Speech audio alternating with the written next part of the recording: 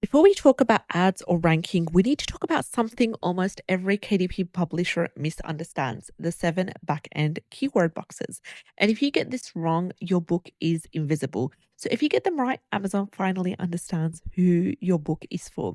Hello, I'm Nora and welcome back to the channel. In today's video, I'm going to talk about how to use the 7 back-end keywords on Amazon KDP correctly and strategically. If you are interested in these kind of videos where we dive into Amazon KDP tried and tested proven strategies, as well as discuss properly researched Amazon KDP keywords that are low competition, high demand, using free tools, go ahead and subscribe to the channel. Click on the bell icon in order to be informed on all our new daily videos.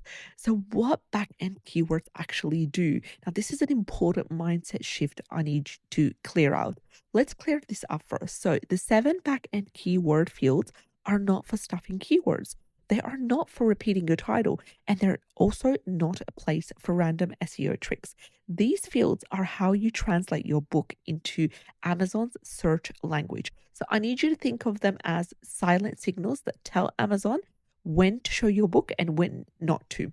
They influence 4 things. They influence organic discovery, category relevance, ad targeting accuracy, and long-term ranking stability. So how do Amazon reads back-end keywords? So Amazon doesn't specifically read these boxes like Google does. Here's what Amazon does. It treats each box as one search phrase.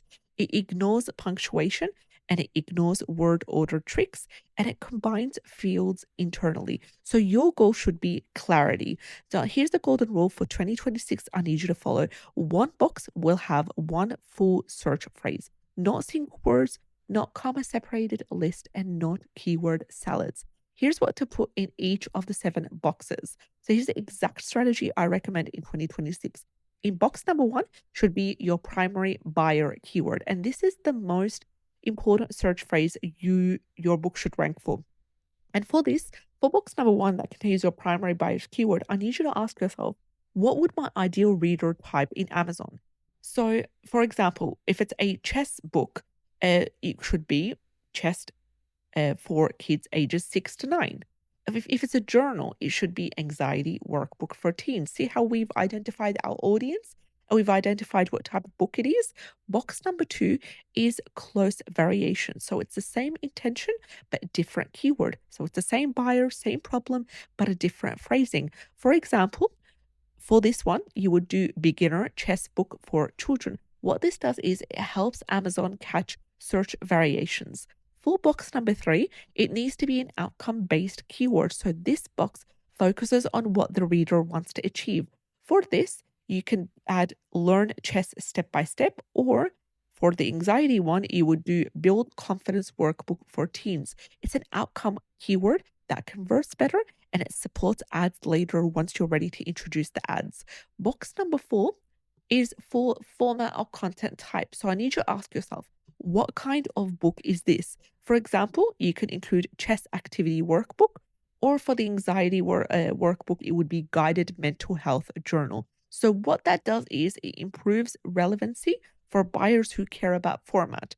For box number 5, it needs to be a specific audience detail. So think of including age, situation, or niche specialty. For example, for the chess workbook, it needs to be, as an example, chess lessons for homeschooled kids. See how we've identified specifically what type of kids they are and what they're doing and the situation or the context behind it. Or for the anxiety workbook, it can be therapy workbook for middle school students. And this is where niching down really pays off as well. For box number 6, it is for problem-based phrase. So this box should focus on pain points. For example, for the chess books, it could be help kids focus and think logically. Or for the one about the anxiety workbook, it could be tools for managing teen anxiety. What these phrases do is that trigger Amazon's internal relevancy matching. And lastly, the one we've all been waiting for is the last box, box number 7. The intention behind it is to include a long tail opportunity keyword. So this is where your low competition, high intent phrase belongs to. So it could be, as an example, screen free strategy games for kids for the for the chess workbook, or for the anxiety workbook, it could be emotional regulation workbook for girls. These don't always bring volume, but what they do is definitely they will bring buyers. So here's not what not to put in the back end keywords. Do not repeat your title, don't repeat your subtitle, don't include your author name, and do not include words already in categories. Amazon already reads these, so you're basically wasting your time. Don't use commas, don't use bullets, don't use lists, don't use any plurals or singulars as well, because Amazon will handle that. And definitely, I need you to make sure not to include trademarks, brand names, the word best, the keyword Amazon, the keyword Kindle. Stay away from these and don't include any competitor book titles. This can get your book suppressed and your account suspended. So, how does this all connect to rankings and ads? So, here's why backend keywords matter long term. So, when you add clean, focused backend keywords and you support them with descriptions and A plus content, and then you go ahead and run exact match ads later on the same exact phrases, you are creating a beautiful circular strong loop here where Amazon will see keyword relevance, buyer intent, and conversion signals.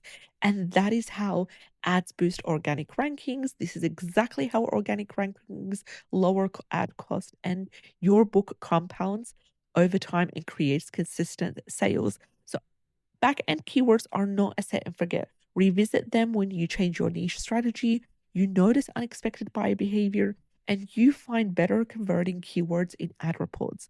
Small adjustments here that you make to your 7 end keywords can unlock entirely new traffic. And I've tried this method multiple times before. I've talked about it here on the channel about going in every 6 months or so, looking at books, slow books, and updating the 7 keywords slots here. Use this formula, and if you want, comment keywords in the comment section, and I'll create a fill in the blank back end keyword template you can reuse for every book you publish. I'll see you in the next one. Take care and have an amazing, great day. All the best.